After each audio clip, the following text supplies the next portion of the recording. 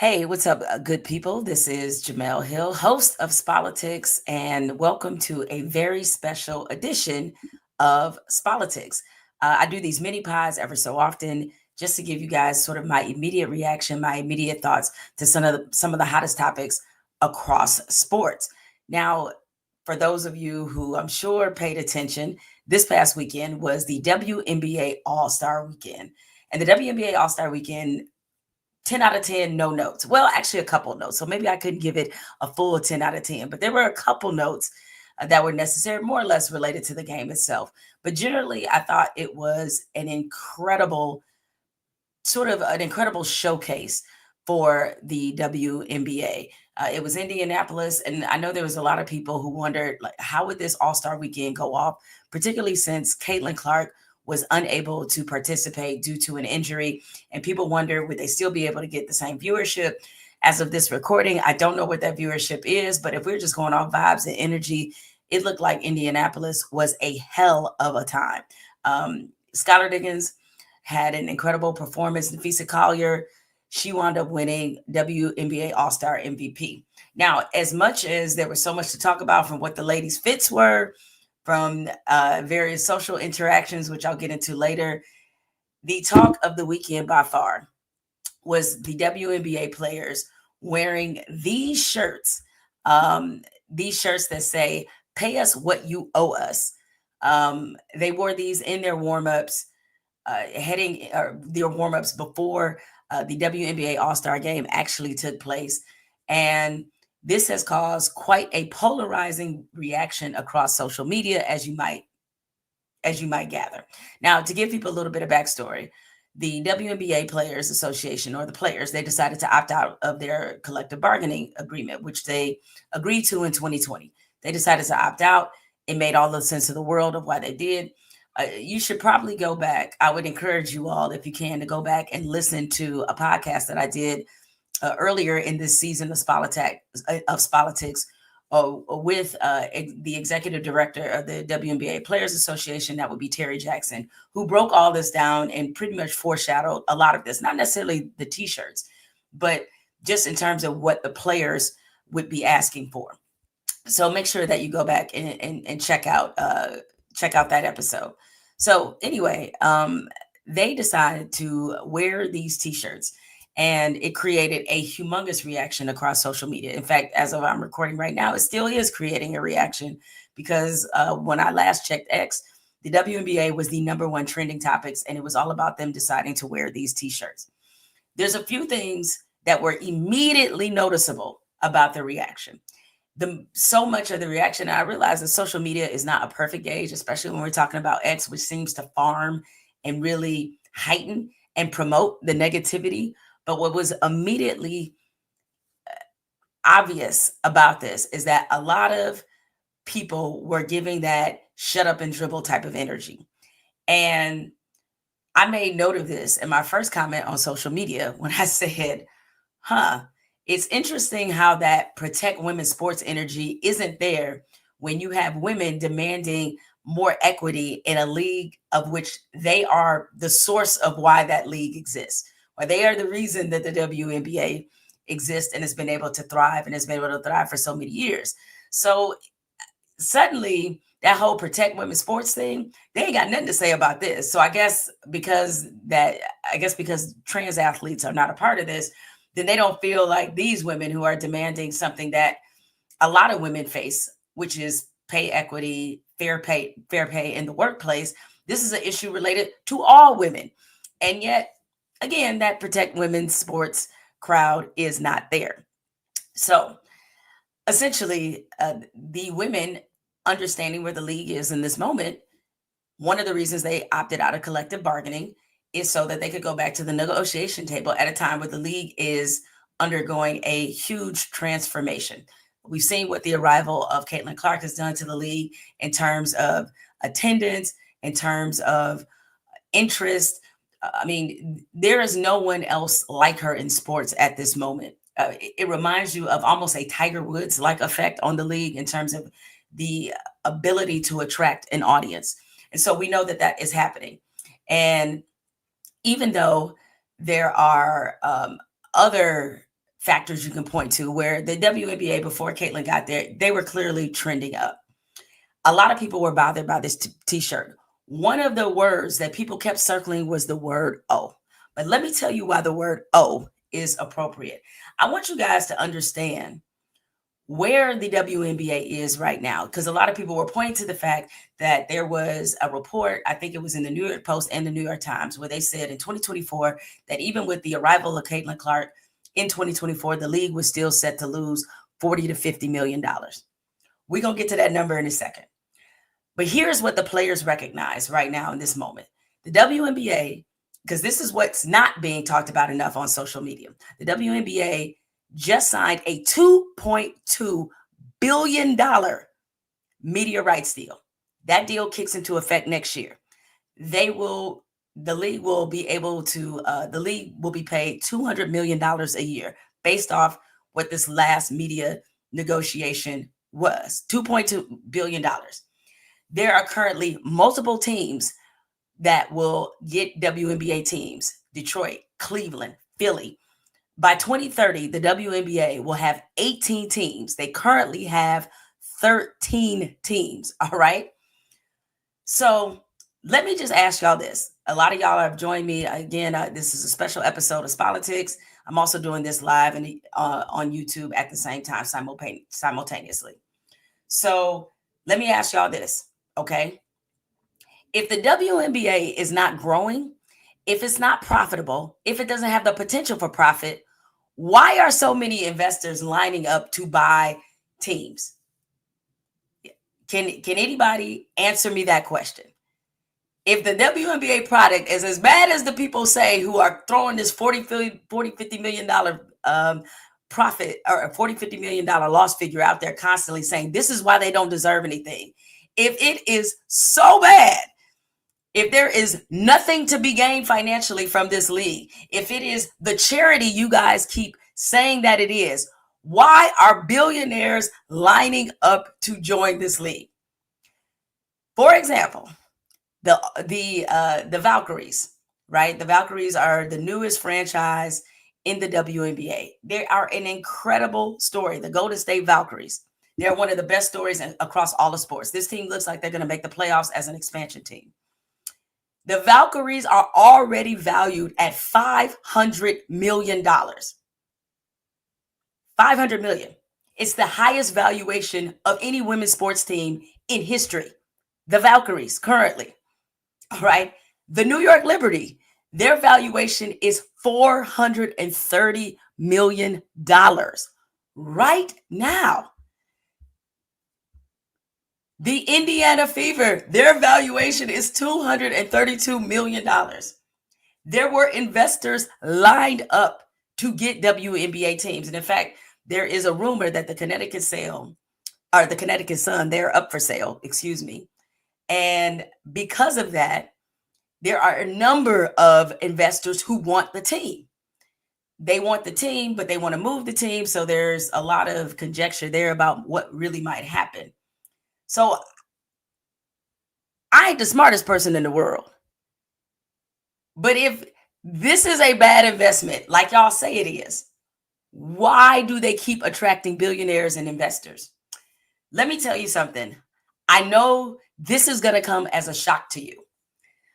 The reason why I find that $40 to $50 million loss statement so interesting, I need you all to put on your critical thinking caps. In fact, I'm going to use the NBA as an example of why we need to have on our skepticism in this moment.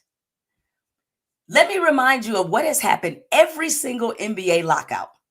All right, the NBA has been, I believe they've locked out 4 times in NBA history. 4 times, all right? Every single time it's a lockout. What do the owners claim? The owners claim they are losing money.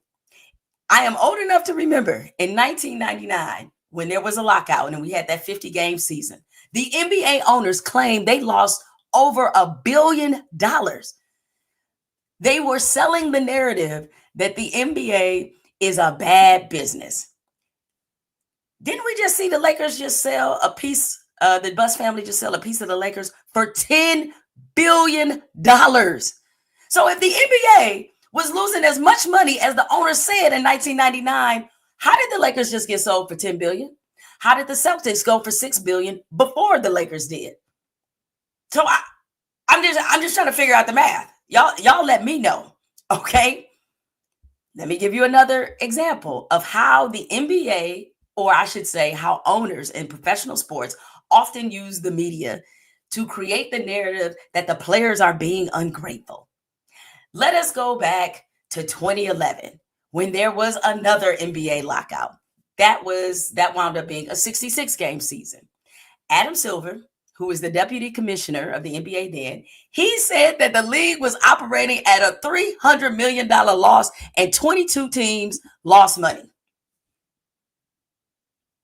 22 teams.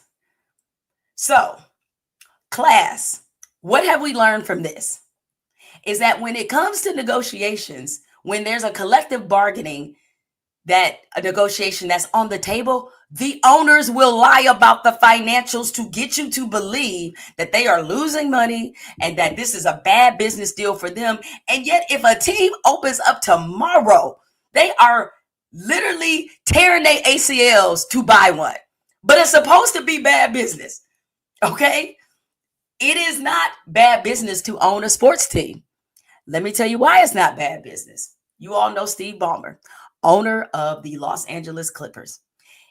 ProPublica did this report. In 2020, or 2021, excuse me, in 2021, ProPublica took a look at why sports teams are such an attractive business for billionaires and for people with that kind of money. In 2021, guess who paid more taxes? LeBron James or Steve Ballmer? Now, keep in mind, Steve Ballmer is worth $130 billion. LeBron James, I don't know if he was worth $1 billion then, but I know what Steve Ballmer was worth. Okay, the answer is Steve Ballmer. Steve Ballmer in 2021 was able to show that the Clippers lost $700 million. Steve Ballmer strikes me as a pretty smart dude. Do you actually think, and I ain't trying to call the feds on nobody, I ain't trying to call the IRS. Do you actually think that Steve Ballmer, who has been able to amass a net worth of $134 billion, that he would just be okay with losing $700 million? Wonder what those books look like. Because here's the thing about the narratives that the owners spin. You can make the books look however you want. Nobody has seen the WNBA finances. We don't know what's actually in them, but we do see the deals that are being cut. We do see the revenue that's being generated, and the players see that too. And the players aren't stupid, all right? So the reason they are asking and saying you owe us is because they know that these owners cannot be trusted. They also realize the moment that they're in now, where they are getting increased attendance, increased visibility. They are becoming increasingly an increasingly high media presence. They understand the economics of this thing. And what is sad to me is to see so many of you all glaze these billionaires constantly. Glaze them. Why are you siding with the billionaires? They got enough money. Why? Let's say the profit loss statement was exactly what they said. So what? They're billionaires. And it seemed to me that you all took such exception about the word "oh," because what you were really saying is these women don't deserve anything. Oh, they need to just be happy they're here. Look, just because on your job you got to put up the Baptist finger when you walk around your boss, don't project that on these women. I mean, I don't understand this. Whenever it's player versus owner, Players versus league, you know who y'all should be siding with? The players, okay? Not the league. And so it is unbelievable to me to see how easily this narrative against these women has shifted. Because at the end of the day, you just don't think they deserve it. And I'd rather you just say that than sit up there and act like you suddenly an accountant and that you care about profit and loss statements, because you don't. All right. Now, just so you all understand the full finances of this, the NBA players, for example, they get 50% of, it's a 50-50 split of the league revenue. And by the way, in 2011, the reason why the owners kept showing how much money that they were losing and trying, what they were trying to do is get the players to take less revenue. The players at that point, it was 57%. But all of a sudden, because it was 57%, and again, these are businessmen who are astute, they get into this to make money. All right. They get into this to make money. And so to them, they weren't going to be invested in a league where the players made more money than they did. The very idea of this, because realize these are guys who have egos, these are billionaires, that they did not want any scenario where the players were getting a larger cut than they were. So they were able to make the books look how they needed them to look in order to prove to the public that these players are being ungrateful, that these players, that they are not deserving of this. And these narratives should all sound really familiar to you. Because in America right now, currently, we have more smoke for workers than we do for corporations. We're having this conversation right now about immigration and undocumented workers and all of that. Notice how the undocumented workers are the target, but not the businesses that hire them and exploit them. Again, there's a theme here. And that is because in our country, unfortunately, wealth is very aspirational. And even though the people that are most driving the inequality have the most money, it's so much easier for us to blame the people lower than us, the people right at the same level as us. So for the people who are casual fans of the WNBA, they see these women wearing these T-shirts that say, "Pay us what you owe us." And then they suddenly get triggered by this, as if, again, this is not something that all of you should be able to relate to. As people who work for somebody else, as most people do, I know there are entrepreneurs, but most people work for somebody else. You should be rooting for the people to make more money instead of being a hater, because that's what it sounds like for a lot of y'all, like y'all just being haters. As I said, NBA players make about a 50%, they make a 50% split, excuse me. In WNBA players make less than 10% of the revenue sharing, less than 10%. Now, I want you to understand, WNBA players have never said that they want to make as much money as NBA players. Often when they point out the salaries of NBA players, they point this out so that you can see how wide the disparity is. They're not saying we should be worth as much as LeBron James. What they're saying is that the distance between what I make and LeBron James should not be 9 trillion%. It should be, we should be able to make a living doing just this in the WNBA. The whole reason Brittany Griner got caught up in Russia is because she needed to go to Russia to supplement her income. Russia was paying her 7 figures. So Russia, you all are aware that Russia has one of the most terrible track records when it comes to human rights. How is it that Russia can pay American women more than we can? Help me figure that out. Russia was paying Diana Taurasi and Brittany Griner and a lot of other women 7-figure salaries, but we can't. Does that make sense? So it kind of doesn't to me. It doesn't make sense to me that the country who has, who when it comes to human rights and gender equity and LGBTQ issues, far behind us, far less progressive than us, but they can pay women's basketball players more. That should make sense to any of you all. So what I'm saying is that as we're having this conversation, don't fall for the narratives, because even based off what the media has reported, none of them have seen the financials. And you see that throughout history. That's why I pointed out the NBA, is that every time it's a lockout, there's always a league source that tells a major news outlet that they're losing money. Happens every single time like clockwork. So why are we falling for this again? A league source told the New York Times and the New York Post that the WNBA is losing $40-50 million. As a reporter, you know what your first question should be? Where the book's at? Show me. Because when the WNBA was making about $100 million, generating about $100 million in revenue, the NBA claimed that they were losing $10 million a year. Last year, the WNBA generated over $200 million in revenue. But now they're losing $40-50 million a year? Does that math to you?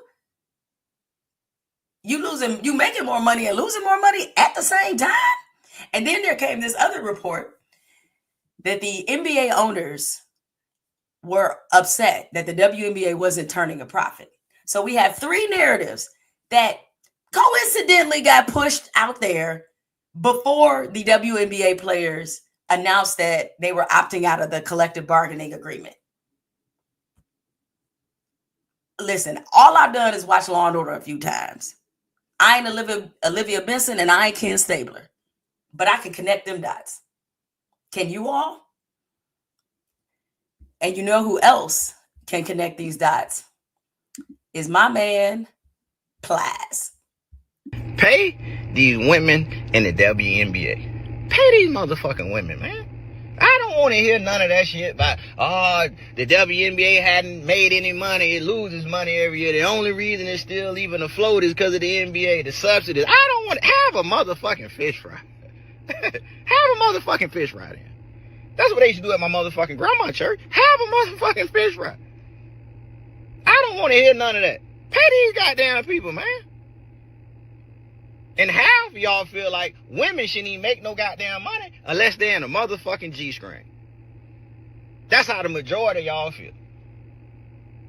The only way a woman should make some goddamn money in this country is if they got on a motherfucking G-string. These are high qualified women. Motherfucking Knucker out there in Seattle, that's a motherfucking Stanford degree. That woman damn near Einstein who know how to play goddamn basketball. Her teammate, Skylar Diggins, that's a Notre Dame motherfucking degree. Whether you like it or not. Pay these goddamn people. I don't want to hear, listen, if Popeyes was telling me right now, they ain't making no money, and I'm looking over here to the right, and there's 3 more motherfucking Popeyes finna open. Just like it is in the WNBA in motherfucking Cleveland and Philly and Detroit. Ain't nobody signing up to lose no goddamn money. I don't care how much money you got. Them the stingiest motherfuckers is the ones with the money. So I don't care nothing about 15, 20 years ago, which I respect the players from 15, 20 years ago, who y'all wasn't paying because the revenue wasn't there. But it's just like in the NBA. 50%, the NBA players get 50%. They make 50% of the revenue generated goes to the players. In the WNBA, they only get 9% of that shit. You ain't got to give them 50%, but give them more than that. Goddamn Big Allen, that goddamn mascot for the Liberty. Big Allen deserves a motherfucking $1 million by herself, if you motherfucking ask me. Pay these goddamn people, man. They deserve it. I mean, I don't understand why that's a hard concept to grasp. The women are making, as Ply said, he is correct. They're making about 9% of the revenue. What would happen if they made 20 or 25 or 30? That would be fair. Because here's the other thing. This is a critical moment for the WNBA in the sense that now that they have the eyeballs, it's about taking the league to the next level. They have new teams that are coming, new investment. And what they want to do is protect their investment, which is the players.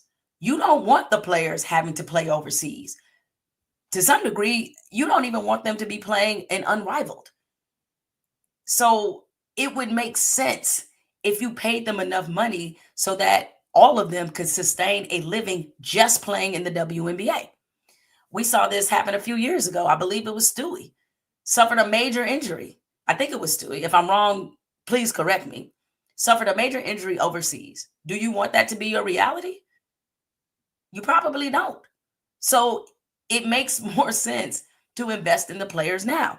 And for those who all of a sudden became profit hawks and are like, well, they're not profiting, so they shouldn't have to they shouldn't be demanding anything. Do you realize that in whatever company you work for, whether the company profits or not, they still have to pay you? The other thing is, do you think in the NBA that they waited until the NBA was profitable before they started paying the players? The NBA wasn't profitable for about 40 years. If we believe their books, they were not profitable for 40 years. In those 40 years, did the player salaries increase or decrease? It increased. And just to give you an idea of this disparity, in the early 70s, where you could argue the 1970s were a really rough time for the NBA. A lot of people thought the NBA was going to fold. It was perceived as a league being too black. They had rampant drug issues. TV ratings were terrible. The 70s into basically that magic bird, they got the NBA off of life support. The NBA finals was on tape delay before those two showed up. So the league was in a bad place. Even still, with the league being in, that kind of volatility, experiencing that kind of volatility, Kareem Abdul-Jabbar was making $375,000 a year. That was in the early 70s. So imagine what the equivalent of that is now. Bill Bradley and Walt Frazier were each making over $300,000 a year. In the year of our Lord Beyonce, the highest paid player, I believe, in the WNBA might be Jackie Young. Jackie Young is making less than what Kareem Abdul-Jabbar was making in the 70s. Does that sound right to you? Okay. That's what they're fighting for. And by the way, if you follow the financial trajectory of the NBA and the WNBA is actually ahead of where the NBA was. So how is a player, the highest paid player today in the WNBA, making less than what somebody made 50 years ago? It doesn't make sense. Which leads me to what this is really all about. A lot of times, especially when it comes to women fighting for pay, fighting for equity, people don't deny them pay because they haven't earned it. They deny them pay and equity simply because they can rely on people out there telling women what they don't deserve. And there's no better example of this in recent times than what happened in the NCAA women's tournament a few years ago. This was 2020. This was the year of COVID when both the tournaments, the men and women's tournaments, were being played in a bubble. And Sedona Prince went to TikTok and made note of what their facilities, their exercise facilities looked like, where they basically gave them a couple yoga mats, some cheap ass dumbbells that they might have got from Dollar General, and they called it a day. Meanwhile, the men's tournament, those players, they had a state-of-the-art gym that they could work out in. The women were on a $400 or $500 million television deal. So you mean to tell me they couldn't afford some extra dumbbells? So why did they do it? They did it because they could. They did it because people are constantly in this mentality that the women just need to be happy and shut up and be grateful. There's that word again, grateful, that they even allowed to play sports at all. So as long as you're in this mentality that people need to be grateful and they need to be subservient to the people in charge, that's why those T-shirts are getting the reaction that they are. Because people caught up on one word, old. How dare these women use the word "oh"? That's what this is all about. So all these people who are like uplift women's sports and protect women's sports, y'all quiet, huh? Sorry, it's not a trans athlete in this, so y'all can hate. Because I know that's the only thing y'all really care about. Y'all don't actually care about investment in women's sports and the things that undermine women's sports. You know what undermines women's sports is when people take off on players, women's players who dare to speak out. And by the way, you know y'all messing with the wrong group of players, right? And by the wrong group, I mean you got the right ones. And if you recall, the last time this league decided to wear some T-shirts was when they got a senator elected, and that would be Rev Raphael Waro, who was elected to the Georgia Senate because the WNBA players decided to stand against one of the NBA or one of the WNBA owners, Kelly Loeffler at the time of the Atlanta Dream, because the players were vocal about Black Lives Matter and standing out against police injustice. She made some comments on Fox saying that the players were wrong, calling them anti-American, her own players in her own league. And the WNBA players said, bet, clock it. So they started to research the candidates in the Senate race. They came across Reverend Raphael Waro. He was polling at 9%. He had zero chance of winning the Senate seat in Georgia. And when they decided, they met with him, they heard his platform, and they decided that they were going to get behind this man. So instead of expending their energy on Kelly Loeffler, they decided to use their platform to promote Reverend Raphael Waro. And when they did that, he won the race. They talked about his platform. They wore support Waro T-shirts, and they changed the course of history by getting him elected senator in Georgia. And that's even especially more monumental because Reverend Waro was one of those who cast a vote for Justice Ketanji Brown Jackson to become the first Black woman to be appointed to the Supreme Court. So don't underestimate how much these women are willing to fight for what they believe they are owed. All right, I want to move on before I get you guys out of here and talk about more positive things about the NBA All-Star Weekend. Not that it was a negative about the T-shirts. I think they had every right to do that, as I explained the many reasons why. But by far, I think it's fair to say, especially if you're on social media and following all the activity happening in Indianapolis, can y'all, for the love of God, kill this narrative that Caitlin Clark is unliked in the WNBA? Because I don't know what y'all saw, but what I saw is Caitlin Clark having a blast with WNBA players, Black, white. She was having a ball. Now, because of music rights, I ain't going to play you what she's singing, but I believe it's Waka Flocka. Caitlin Clark was a hell of an ambassador for the WNBA All-Star Weekend. And even though she wasn't able to participate, her presence was felt. Caitlin was going up all the time. And, you know, Indianapolis as a city, I had friends that were there.